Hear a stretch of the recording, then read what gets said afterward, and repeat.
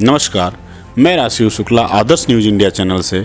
आज हमारी मुलाकात ओपन माइक प्लेटफॉर्म के पोएम एंड कहानियाँ के managing director mister Pritam Kumar ji से हो रही है, जो एक खुद मशहूर शायर हैं और इन्होंने अभी एक मुशायरा का आयोजन किया हुआ है 20 अप्रैल को।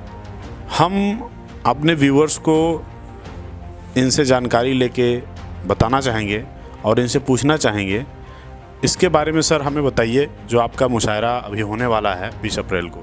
जी, सबसे पहले तो सभी को मेरा नमस्कार, आदाब और सत श्री अकाल। मैं बताना चाहूँगा कि पिछले कुछ सालों से, ये हम 7 सालों से दिल्ली के अंदर में और अभी 2 सालों से हम दिल्ली के अलावा भारत के 20 शहरों में ओपन माइक ऑर्गेनाइज़ करते हैं। ठीक है, ये काफ़ी 7 सालों से हम दिल्ली के अंदर में ऑर्गेनाइज़ कर रहे हैं और इंडिया के आप लोग की मोहब्बत के बदौलत हम इंडिया के 20 से 22 शहरों में ओपन माइक ऑर्गेनाइज़ कर ही रहे हैं।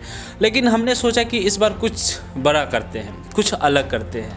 तो हमने इसीलिए इस सारी चीज़ों को मद्देनज़र रखते हुए 20 तारीख को अवाने गालिब ऑडिटोरियम के अंदर में एक ग्रैंड मुशायरा का ऑर्गेनाइजेशन हमने किया है, जिसमें शिरकत करने के लिए इंडिया के बहुत बड़े बड़े शायर आ रहे हैं। जैसे कि महफिल की सदारत फरमा रहे हैं हमारे फ़हमी बैदयूनी साहब, महफिल की निज़ामत कर रहे हैं अज़हर इकबाल साहब, और जिसके अलावा भी कह सकते हैं कि जवां दिलों की धड़कन जुबैर अली ताबिश साहब भी आ रहे हैं, कुशल दनोरिया भी आ रहे हैं, और आपके सुलेमान मिर्ज़ा, चिराग शर्मा और अनंत गुप्ता, ये तमाम इंडिया के ये बड़े बड़े शायर हैं जो महफिल में आके शिरकत कर रहे हैं। जी, बहुत अच्छी बात है, आप बड़े बड़े शायरों को बुला रहे हैं। और मैं आपसे एक चीज़ और जानना चाहूँगा कि ये आपके मन में कैसे विचार आया कि ऐसे प्रोग्राम कराए जाएं?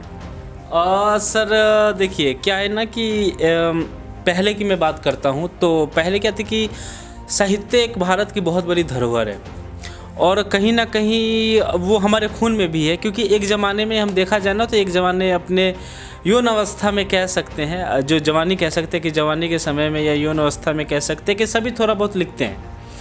लेकिन मसला ये है कि चीज़ें ना डायरी तक सिमट के रह जाती है और वो क्या कहते वक्त के साथ जिम्मेदारियां कांधों पे आ जाती है तो वो चीज़ें बाहर नहीं निकल पाती। तो हमने सोचा कि क्यों ना चीज़ों को बाहर निकाला जाए। बड़े शायरों को तो बड़े मंच मिल जाते हैं, लेकिन जो छोटे आर्टिस्ट हैं उनको मंच नहीं मिल पाता। तो यही सब चीज़ों को मद्देनज़र रखते हुए हमने सोचा कि चलो उनको एक स्टेज प्रोवाइड करवाएंगे, जिस पे आके जो चीज़ें डायरी तक सीमित है वो डायरी तक सीमित ना रहे, वो स्टेज तक आए, आपको दुनिया सुने, आप दुनिया को सुनाएं और बताएं कि हम में भी कुछ दम है, हम भी कुछ कर सकते हैं।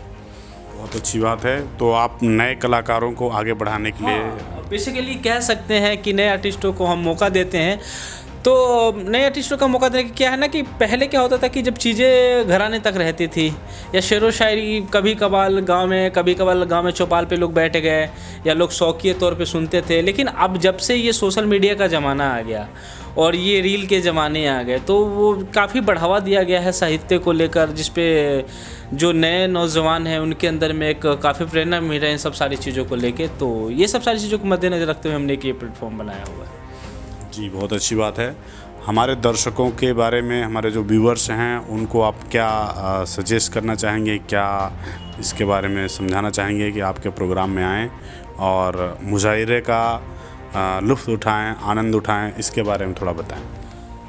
देखिए, मैं एक छोटी सी बात कहूँगा और उससे पहले एक शेर कहूँगा कि जो हमेशा मैं कहता हूँ, जो कि जिससे मेरी पहचान होती है जिस शेर से, कि कलेजे को कागज़ खून स्याही कर लेते हैं, ये शायर लिख के खुद की तबाही कर लेते हैं, और अक्सर जो खुदकुशी नहीं कर सकते मियाँ वो शायरी कर लेते हैं। वाह, क्या बात तो है, क्या बात है। ये सब क्या बात है कि शायरी लिखना कोई आम लोगों की बस की बात है नहीं। अगर आप थोड़े बहुत भी शेर व शायरी की नॉलेज रखते हैं, या आपके घर में या आपके भाई या आपके संबंधी या कोई भी थोड़े बहुत भी शेर व शायरी का नॉलेज रखता है या लिखते हैं, ठीक है, तो आप सभी से गुजारिश है कि उनको आप बढ़ावा दें, क्योंकि वो ज़माना गया जब शायर झोला लटका के घुमा करते थे। आजकल के राइटर, आजकल के शायर BMW और मर्सिडीज़ और हेलीकॉप्टर और चार्टर्ड प्लेन से घूमते हैं। तो वो ज़माना गया। तो आप सभी से गुजारिश है कि जितने भी लोग हैं हमारे ये आपके व्यूवर्स हैं जो देखने वाले हैं, उन सभी से गुजारिश है कि जितने भी थोड़ा बहुत शौकिया तौर पे करते हैं उसमें आगे जाएं, कुछ करें। बहुत फ्यूचर है इन सारी चीज़ों को लेकर। तो मैं आपसे गुजारिश करूँगा कि डेट और टाइम, समय वहाँ का मुजाहरे का कब होगा और उसके बारे में ज़रा बता दीजिए, ताकि व्यूअर्स हमारे जो दर्शक हैं वहाँ पहुँच कर इसका आनंद ले सकें।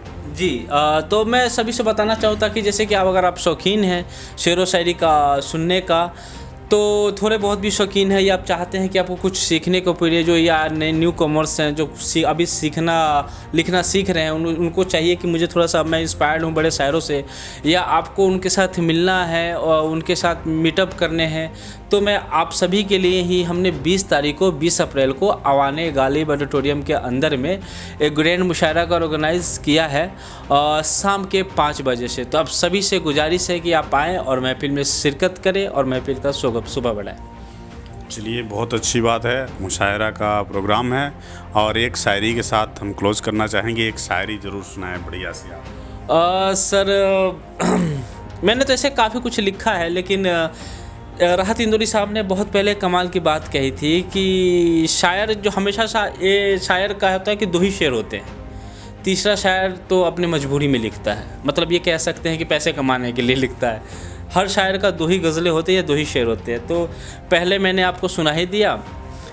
दूसरा जो मेरा शेर है जिससे मेरी और ज़्यादा थोड़ी बहुत पहचान होती है, तो वो ये ऐसा था कि सबने आजमा के छोड़ा है मुझे, मैं खुद को तवायफ लिख लेता हूँ, ज़ख्म पे ज़ख्म दिए गए खुद को गुनहगार लिख लेता हूँ, और एक बात ये भी सच है मैं अपने दर्द का दवा ख़रीद नहीं सकता, तो अक्सर कागज़ों पे मैं दवा का नाम लिख लेता हूँ। वाह वाह, बहुत अच्छी बात है। और आज हमारी मुलाकात पोएम और कहानियाँ के डायरेक्टर मिस्टर प्रीतम कुमार जी से हो रही थी। इनसे मुलाकात करके बहुत अच्छा लगा। धन्यवाद। जय हिंद।